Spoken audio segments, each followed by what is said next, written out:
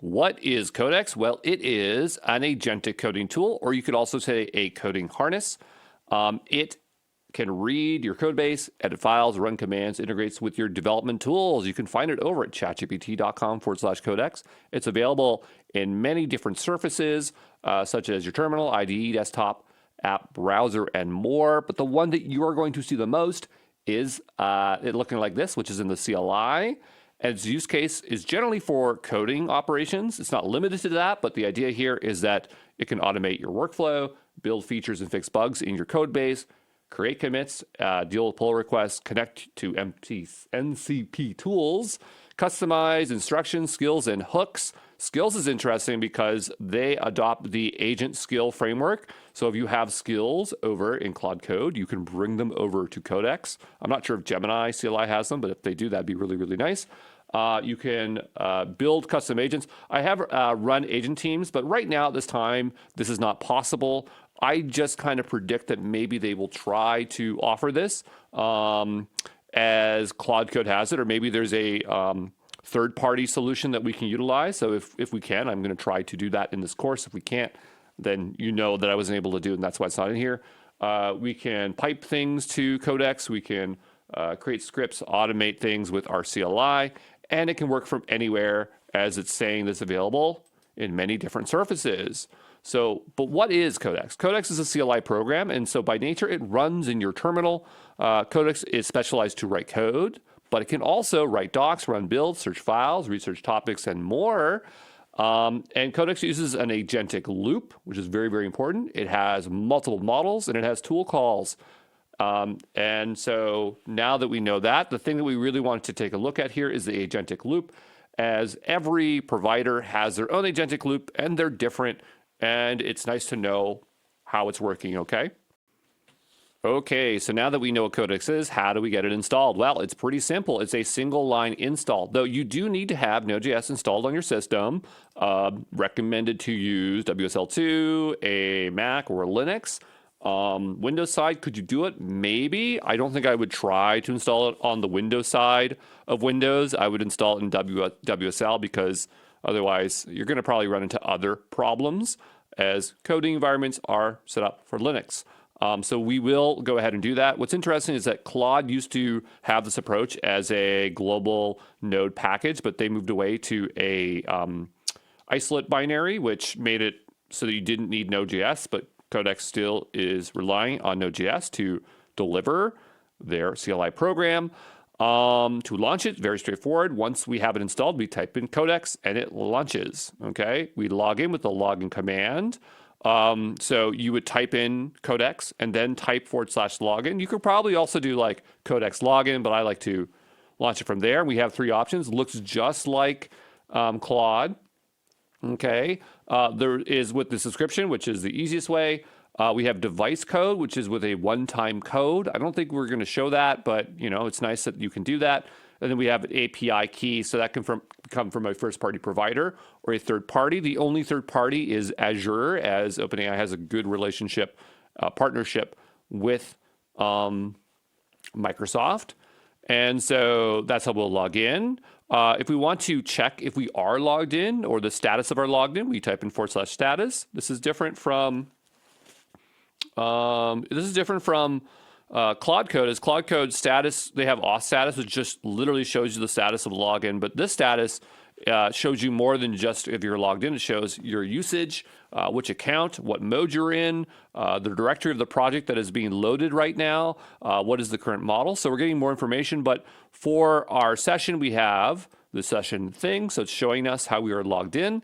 And then over here, if we were utilizing the API key, it would show here, API configured to run with Codex, right? And then over here, it's showing the account that you're utilizing. So here we can tell it's a subscription. So this one's a subscription, okay? And then this one here is with an API key. To log out, you type /logout. Pretty straightforward, and it will show you that you are logged out.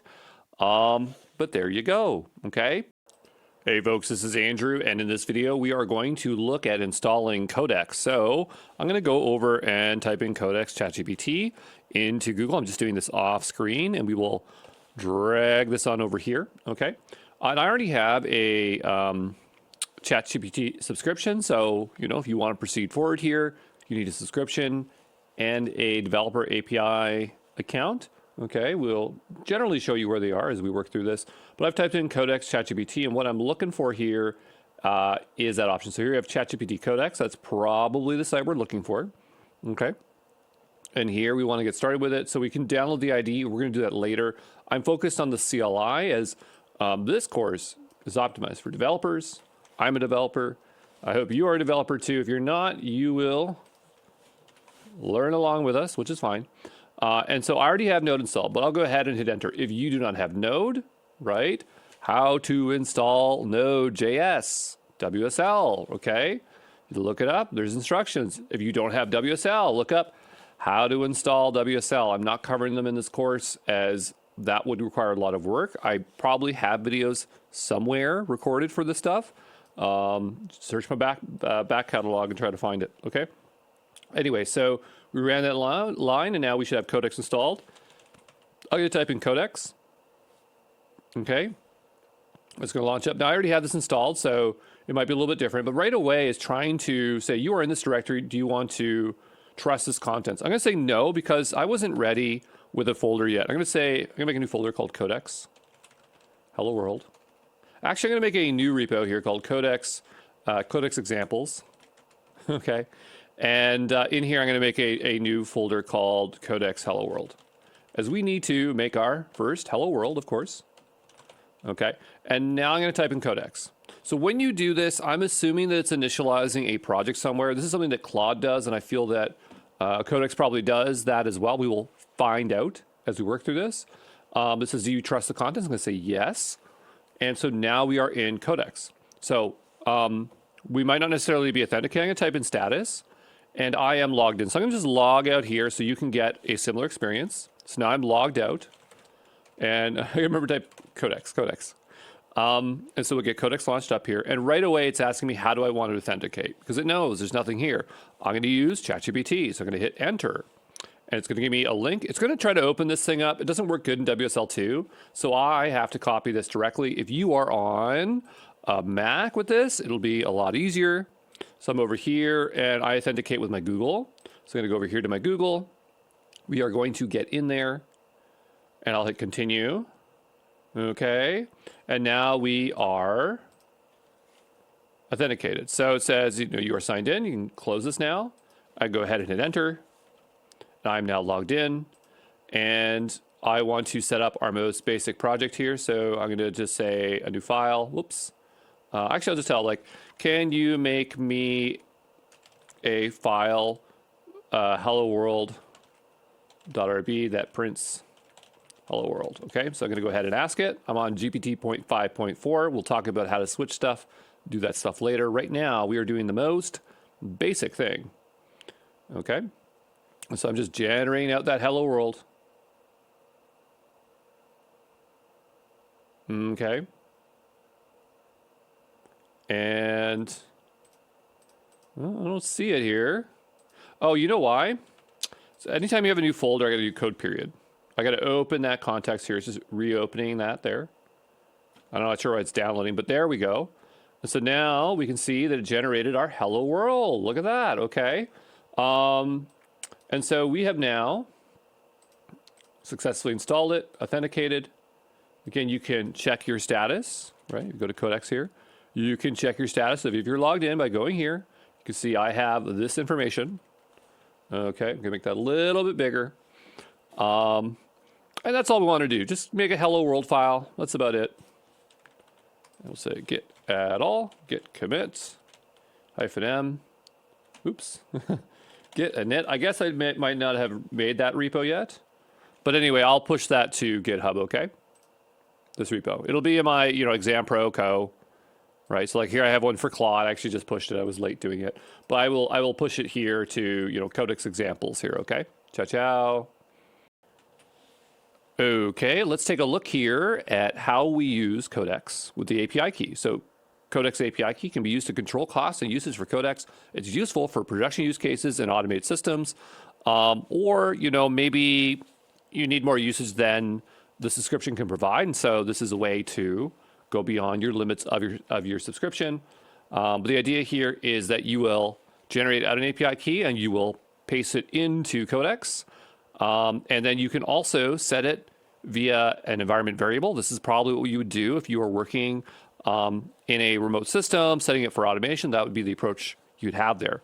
In order to add credits, you need to go to the platform.openai.com, have an account, sign up, and then once you're there, you would add to your balance. So, okay, folks, let's go ahead and get API key access hooked up here. So I'm going to make a new, actually, we don't even really need a new folder. We just need to go ahead and log out of Codex. So we'll go here, and I just want to make sure, yeah, we can say yes on this. I just want to make sure that we are indeed logged in. So let's say go ahead and log out. And so now I'm not logged into anything. Okay. And the next thing we need to do is go over platform, was it ChatGPT? So we're trying to find where it is. It's platform.openai.com. I really dislike, oh, it brought us right in here. But sometimes if you're not logged in, I'm going to see if we can see the actual main one. Let's go to openai.com. So I just want to show you how confusing this can be. So you go over to OpenAI, okay? Think, okay, well, where is it? You know, developers, great. And so you got to go AI platform here, right? And we're still not in, which is so darn confusing. But then, you know, we can go here and click on Start Building, go API Dashboard. Now, you do have to have an account already, so go ahead and create your account. And then we do have stuff over here. What we're interested in is our API key. And here I have a test one. I'm going to go ahead and revoke my key. Okay, I do have an org. So if you're personal, it's going to be a little bit different. Okay, but I have an org, and so it's pretty much the same. And I'm going to go ahead and add a key. All right, and so here we're going to just say API key test. And you have projects. You always get a basic one, so I'll leave it in there. We have all, restricted, read-only. I'm going to go with all because I need it to actually do something and work. There's our key. I'm going to go over to here. We will type in Codex. Whoops. Codex. I'm just going to go to the Hello World app. Type in Codex here. I'm going to sign in with my own API key. I'm going to paste it in. We'll hit enter. Okay. And I'm now going to ask it, like, can you tell me the contents of this repo? Of this folder. Okay. And so I'm just asking a very basic question. It shouldn't take too long. And so it's showing the contents there. And so it works, right? So that's one way. I'm going to go ahead and log out because the other way I want to see if it works. So if we type in Codex, notice that it's prompting us. I'm going to hit escape or control shift. Control C to get out of there. And the next way we want to do to set that API key. So I believe it's export. I need my slide to go check. And it is, wrong slide. Let me find the right one here. It's going to be open AI API key equals. And then I'm going to paste that key in there. I'm just going to go ahead and copy it again. I just click the copy button here, okay? I'm going to hit paste. We'll go to the end. We'll hit whatever there. And now I'm going to type in Codex. It's still picking it up. So it didn't pick it up. Provide your own API key. Oh, but there it is. So I didn't set that, right? So it came in from the export. So we'll go ahead and hit enter. Okay, that's really, really interesting. All right. So I'll just say, you know, what is in this repo? Okay. Give it a second there to tell us what's in that repo. Not a whole lot, right? And it's thinking. Yeah, minimal project, right? So I'm going to go ahead and hit status. Here we can see token usage, 99%, data not available, collaboration mode, API key. So I'm going to go ahead and say log out.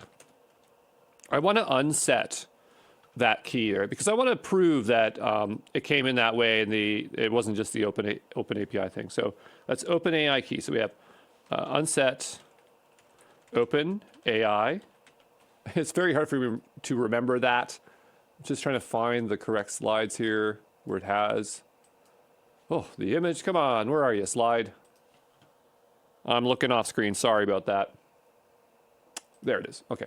So OpenAI API, API key. I'm going to make sure it's not there. So I'm going to type in env grep OpenAI making sure nothing is set. Okay, perfect. And I'm going to type in Codex again. I'll go down here. Notice it didn't fill it in. So if it's set, it will pick it up that way, right, in the export. If it's set, it would pick it up here. You still have to go through that interface. Not sure why they make you go through that interface, but I guess it's a good way to explicitly know which one you are utilizing. But yeah, pretty straightforward. The other thing we will do is just make sure we get rid of that key. So I'm going to go over to here. We have this key, right? I'm going to go ahead and delete that, revoke it.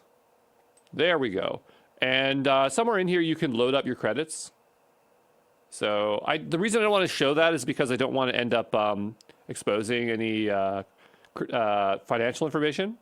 But somewhere in here, you can load it up. And I feel like if you were to go here, it probably would prompt you to go to the right place to buy. So again, this is a developer course. I think you can find it, folks. But there you go. Okay. Ciao, ciao. Okay, so let's take a look at subscriptions, ChatGPT, that interact with Codex. So basically, as far as I understand, if you have a subscription, you get access to Codex, but you really can't do much with free. Go is going to limit you from advanced reasoning models, which you're going to want.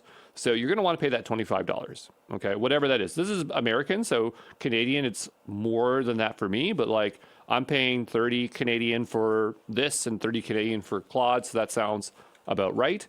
In terms of usage, when you're using Claude and Claude Code, they share the same usage, right, across everything.